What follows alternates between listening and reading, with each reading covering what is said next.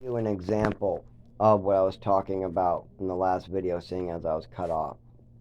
I went and talked to my urologist and my neurologist. I'm having symptoms and my kidneys are really bad. I'm not able to stand up with them getting really hurtful, and then I have to squat. Also, I'm shaking really bad and I'm not able to really talk well. So before I try to go someplace with flashing lights and people going by me and sitting in the hallway and all this other people and loud noises and another person here and another person here and another person here and stand up over there and sit over here and stand up. Before we do that, I call my urologist and my neurologist. I tell them, I'm having some difficulty and I think I need to go to the emergency room. It's getting worse and I'm really bad. They say, yeah, we think so too. I tell them the difficulty I'm having with the emergency rooms. They say, we'll call in advance. I say, okay, great. I go, so I'm just getting a CT scan and some blood work. That's it. My neurologist also, I let them know what's going on too. I then wait for a ride to bring me to the emergency room. Why? Because when I call an ambulance, they don't know what to do. They try to get me to hop up and down, do jumping jacks, stuff like that, or they say they're not going to bring me, go down flights of stairs, they lap, circle up, whatever. So I don't need to be traumatized by assholes right now. I've even had an EMT stab me in the arm until I'm bleeding on the ceiling on purpose when there's nothing they need from me. I was just high on pot. I'm 13 years old, and they just want to fuck with me because I won't tell them I'm on pot. I said, none of your fucking business what I'm taking. And so he takes out a needle, stabs me in the arm until I'm bleeding on the ceiling. Real great. So these guys are assholes. Most of the time, they're not even simple people with training. They don't realize that if you do that to the wrong person, they hunt you down to your house and chop you into pieces. Yeah, I've met these people when I was living in the woods. Yeah, Rick and Tammy. Rick got murdered by Dave, Fat Dave. Why? Because he just hit his wife. That's it. You don't fuck around. Georgie, why did Georgie get a beating? Actually, he didn't do anything. He got blamed for taking drugs, and then they found the drugs. That's why I'm not even sure if he really took any drugs because they found the drugs they were blaming him on. They go, oh, here's the needle right here in the morning. It was so dark they couldn't find it. They found the fucking needle the whole time. That's disgusting shit. And then this guy almost died, and I had to intervene. It was so bad. So this shit is crazy. You stab somebody in the arm on purpose, or you fucking play games like that, people do track you down eventually, or do horrible things. And see, people think they're untouchable because they work as an EMT, or they work for the Department of Health and Human Services, or they're a landlord, or they're somebody who has money and attorneys. But there's a lot of psychos out there. I've had them hurt me. My mother was one of them. She's a complete psycho. You tell her off, and she slips drugs into your food. I mean, oh my God, my mother drugged the shit out of me. I told the doctor once that I wanted help, and my mother decided that the best thing to do was pill me up for my own adoption party and traffic me across the country so that all doctors and teachers would be cut off. Don't fuck around with these people. They're nuts. They're nuts. They've hurt me several times. I've seen them, and I'm about to be pushed off the grid to go have to live with these people forever, making $0 for the rest of my life. So just keep that in mind. These people are completely nuts. I mean, for me, I just want to work, collect Social Security, help others, build a support group, stuff like that. That's all I want to do. But I'm not allowed. What do you mean you're not allowed? Well, I get injured. When I go to the doctors, they won't treat me. When I go to Social Security or try to apply, or when I try to apply for food stamps or cash benefits, it works at first, but then as soon as they read or get information from my father or mother, they cut off all communication with me. They will not do a damn thing with me. And they won't even tell me why. Because they can't tell me, we think you're lying and you're some liar and fantasy spinner and you're making up all your illnesses. But that's what my father told them. And then he just printed out a bunch of stuff that he paid to get. Like, for instance, my mother used to spin stories to psychiatrists, like take my swimming medals in and try to make them into an illness. Oh yeah, he has attachment disorder, he's a thief, he's a liar, he's kleptomania, he's psycho, and look, he's telling you a fantasy. He thinks he won this medal in the orphanage. Huh, no, he's trying to hurt me. See his name on the back? That's his old name. He wrote that on there to hurt me, so he has attachment disorder too. Oh yeah, you should get all the yeah. He's down like that because he's depressed all the time. Yeah, see how down he looks. Meanwhile, my mother's giving me pills and slipping me downers to try to make me look down in front of people in my own adoption party, but leaving out the context. Shit like that isn't proof. It's a crime. Any paperwork that my father has, he should be sharing with me, not trying to use against me. Any statements my father has, he should be sharing with me, and then I tell my worker. If he's going around my back and talking shit about my back, that's a knuckle sandwich on the streets. If you talk shit and make up a story about somebody behind their back, like you call their worker and you tell them to stop helping them in some way, or if you called them a liar or a fantasy spinner, oh, oof, you don't do that. If I was in the shelter and I met somebody else's worker, and then I called their worker, and I said to that worker all these different made up stories that were just based upon information I got from my wife, and I did not have a discussion with the person I'm telling stories about, that person would come out of nowhere and stab me right in the kidney. Absolutely. I've seen worse happen to people for less in those shelters. You do not tell stories about somebody and cut off all doctors and all social security. You fuck with somebody's income, you fuck with their livelihood, they come after you. I'm not kidding. If you fuck with somebody's job, social security, cash benefits, oh my God, they'll fuck you up. You steal somebody's cash benefits on their card, they'll murder you on the streets. Absolutely. If you steal somebody's cash benefits, like you stole somebody's food stamp card, swiped and wiped out their cash benefits, you're getting murdered now. I've seen it. When I was living on the streets, people got their heads smashed in for less. There was a kid about 20 who everybody said looked like me, and I saw him. He did look like me. Blonde hair, short blonde hair, skinny, small guy. Died because they stomped in his head until his brains were squirting out the side. Now, we walked by across the street, and I don't know what the situation is, but according to everybody I talked to, he just got stomped out, wrong place, wrong time. But very well could have been he spent somebody's food stamp money or cash benefits or social security, or somebody lost their job because somebody told a story to their boss. That happens a lot too. Like if you had sex with a hooker and then the hooker wants double payment and you say no, single payment, and then that hooker goes into your job and gets you fired and then gets in your face, ha ha ha ha. Then the guy just grabs her by the neck, puts her into the river, and drowns her. I mean, I've seen crazy ass shit. And you have to report this shit. And what's even worse is then they come after you.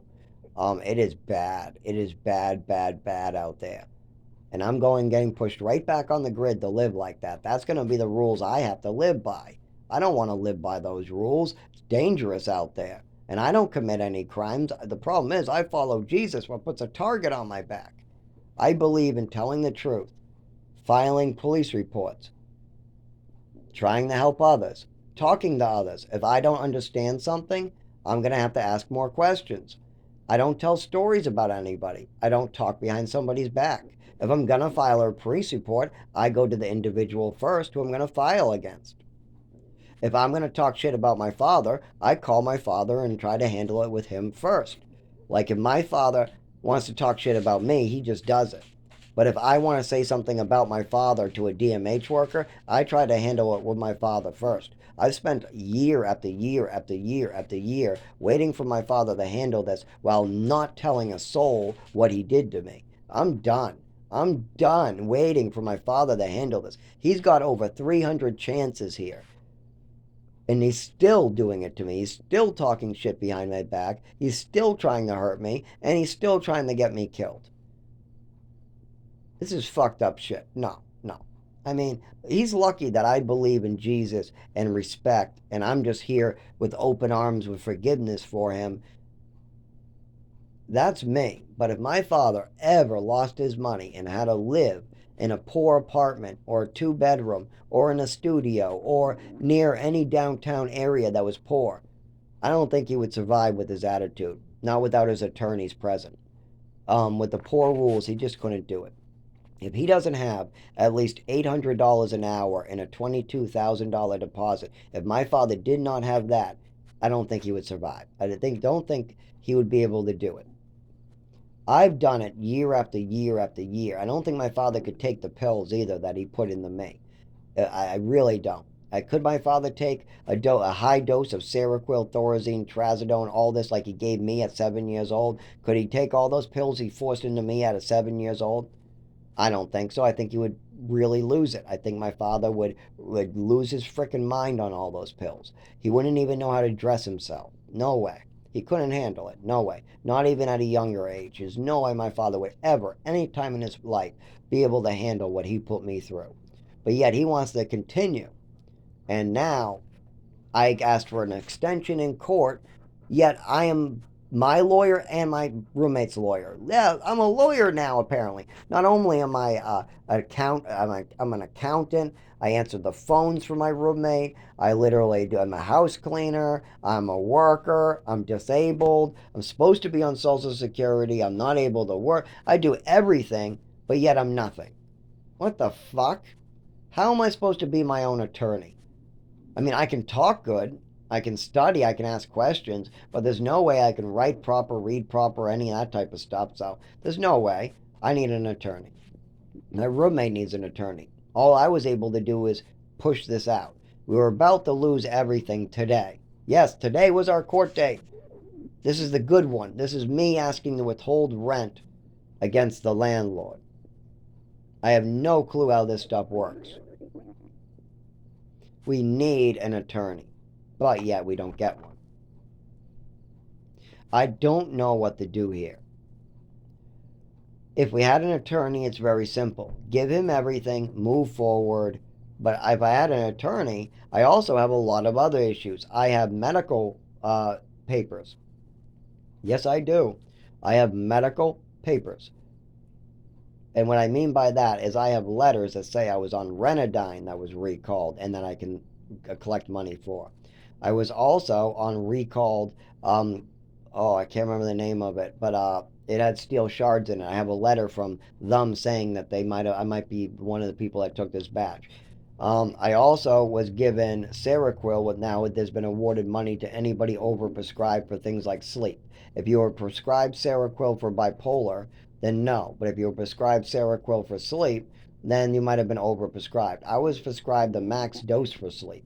Not only was I prescribed Seroquel, I was prescribed Seroquel, Thorazine, and Trazodone, all put together with Lamictal, risperidone that was making my nipples leak milk, and nobody did a thing for me.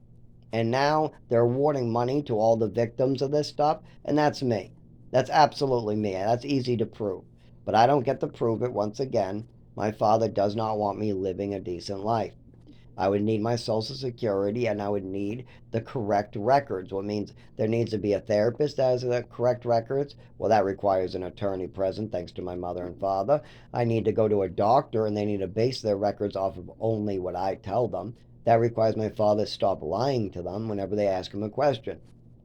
It requires when I need to apply for cash benefits and Social Security, that means that requires getting the information from my old Social Security cases and then knowing which part of it was messed up and why. But my father's never going to allow any of that. He likes the idea of Zach dies in the woods with $0. I get to go on vacations, cruises, and hang out with friends and family members. And nobody ever finds out my dirty little secret about my second wife. And all those records that are out there, all that proof, all that evidence, all that stuff that's out there, all that paper trail that I didn't know existed or that Zach's trying to bring me to see, all that just gets buried, right? Zach dies, I get to party and have fun with friends and family and go on cruises and drink myself to my last future. And nobody gives a fuck, right? He's just an orphan, anyways. I mean, who cares? That's his plan. So I'm done. That's not how it's going to end. He thinks that's what it's going to end. That's his plan. I'm just eventually going to move into the woods, find a job someplace, and just live in a tent someplace for the rest of my life. And now I'll be happy with that, he thinks. And when I try to go to the doctors and I'm denied help because of him, That doesn't matter to me. And the fact that I can't collect Social Security for my actual disabilities because he collected on fake disabilities, that's not going to matter to me either, he thinks. Oh, that doesn't matter. I'm just going to sit there quietly in the woods, not taking this up with him or any other family members. He thinks that a restraining order and yelling at me and trying to call me crazy and trying to report that I'm crazy to all my workers is going to help. No, it's not. You can talk to Rochester all you want. I'm just going to be moving to another state and another state and another state until I'm dead. I don't want to move. I want to stay and handle this. I want this handled once and for all. I want this done and over with. I do not want to deal with his wife's bullshit anymore. She's been dead since 2011. There's no reason for him to continue allowing her to hurt me. But yet, that's what he wants. He did it. He let her do it right in front of him. My nephew knows it. My other brother knows it. My sister knows it. My sister heard my mother say, "It's okay to give him extra medication." Yes, I gave him extra medication, so what? My nephew has seen her smack me around and give me pills like crazy. My brother also knew that she was crazy and that she was giving me lots of pills and smacking me around. My father knew this as well. At age 7, everybody thought I might die because I was so underweight and I had such an eating disorder and I was afraid of food because I was afraid of anything going in my mouth and making me any sicker than I was. I also had no appetite thanks to my mother randomly drugging me all the time. This is really bad. Really, really bad. I have traumatic memories and I'll have to live with them, and I don't get to tell a soul. Every time I tell anybody about my PTSD, my father's going to act like it's a fantasy and a lie. So I never even get to share it. I can share it with a therapist, but that doesn't help fucking nothing. I need actual physical help like epilepsy medications, Social Security, cash benefits. They need to know what's going on with me. They need to know my past, and then I can move on and go to work and move on with a future life. Also, I have forgiveness in my heart for my father, but he keeps on taking that and smashing on the round, going, "No, I don't want to deal with it. I don't want to deal with it. You're a liar. You're a fantasy. You're mentally ill. You're mentally ill. You're mentally ill. No, you're mentally ill, Zach. No, you're mentally ill." Dad, you're acting mental as you call me mental. You're lying as you call me a liar, and you're feeding into your dead wife's fantasies as you say that I'm believing in fantasy. I'm basing my facts off real facts. When I show everybody a seizure and the pictures of me all bloody from the seizure, when people are pulling me off the street and I'm waking up in hospitals, when I wake up from all these different types of injuries and I'm having falls and I'm having trouble moving my body, and my father saw this at age 7. He was reported, my doctors and teachers reported to my father that I had problems moving my body, and he saw it continue to happen over and over and over. Now, maybe my father didn't see it in New Mexico, but that's his fault. That's his fault, not mine. He only spent 1 hour a month for 18 months. That was his choice. Maybe he didn't see it in Maine because he left me with his second wife just acting crazy all the time. That's his fault. Maybe he didn't see it, but he should have in Maine because I did fall to the ground screaming from cold and fireworks and noises, covering my ears, shaking on the ground. He knew every time it got cold, I had a problem. Then, how about in Massachusetts? Do you think that? Nope, once again, my father let other people and moved me around so much that as soon as people realized I had problems moving my body, my mother would call it some type of mental illness, and then I would just move to another location as soon as people were starting to figure it out. And then I'm being lied to as well. So I have no idea. I'm not allowed to talk to doctors. The people who are adults that are trying to help me with this, my mother's cutting them off as quick as they come. And my father wants to continue cutting off anybody who tries to help me. I've stayed in Rochester, New Hampshire for 6 to 7 years. I was starting to get help. They talked to my father and they cut me off. Once again. Motherfucker. Once again, I get to live in pain, have seizures on the side of the road. I mean, I've literally had a tire almost run over my fucking head because I had a seizure on the side of the road during winter, walking home from work, almost died And when I woke up, all I could think is my father could stop this anytime he wants by just telling the truth. Instead, he wants to feed in the fantasies, lie, manipulate, and then call me a fantasy spinner, call me a liar, and feed into it. All because I don't have money to hire a bunch of psychiatrists and lawyers. If I did, then I could do the same thing he's doing. I could hire a bunch of psychiatrists, hire a bunch of doctors. I could have somebody drive me all the way to 2.5 hours away. But no, I can't drive due to my disabilities. No, I can't make money due to my disabilities. So I never get to get a lawyer. I never get to get to see a doctor that's proper. Wow, so my father's just going to keep on throwing his money doctors in my face. Hey, I paid a bunch of doctors to write down anything my wife said, so that proves everything. Well, how about listening to the patient? That's number one. How about listening to the motherfucking patient? How about listening to your sons and daughters? I mean, let me see. My father's son said there was a problem with his second wife. His daughter said there was a problem with his second wife. His adopted son said there was a problem with his second wife. His grandson said there was a problem with his second wife. And his stepson said there was a problem with his second wife. Is there anybody else? Wait a minute. That is everybody. That's everybody. Oh shit, that's everybody. Oh, so either every single person in the world who saw that his second wife was doing stuff to me, they all got their own problems going on, and your wife is fine though, right? Everybody else is wrong, not that one person. It's not the one person that might have a problem, it's everybody else, right? That's crazy talk, Dad. That's crazy. Everybody's brought this up to you. Everybody at one point said, I mean, they saw your wife almost stomp me on a carpet during Christmas. The whole family. I think even Rebecca was there. Don't tell me I'm psycho and then let me suffer for your mistake. I'm not putting up with that. And I literally went to court today, and because of my father's mistakes, I can't even function and write a letter. Things are not going well. But if my father just told the truth last year when I asked him to, they would be a lot better. I would be getting better medical care. The Department of Health and Human Services would be working with me. I certainly would be writing a letter better. And none of this would be happening in the first place, most likely, because if I do have a seizure and I get out of work, there are ways to pay my bills if my father's not lying and he's telling the truth about my disabilities. Because Department of Health and Human Services can help with that. So there's a million different reasons why this is happening and how things could be better. But of course, like I said, when I get treatment or help based upon my father's information, I have to live in the woods like a chipmunk. When people allow me to be myself, work, live, things get better. I get apartments, I help other people out, things get way better.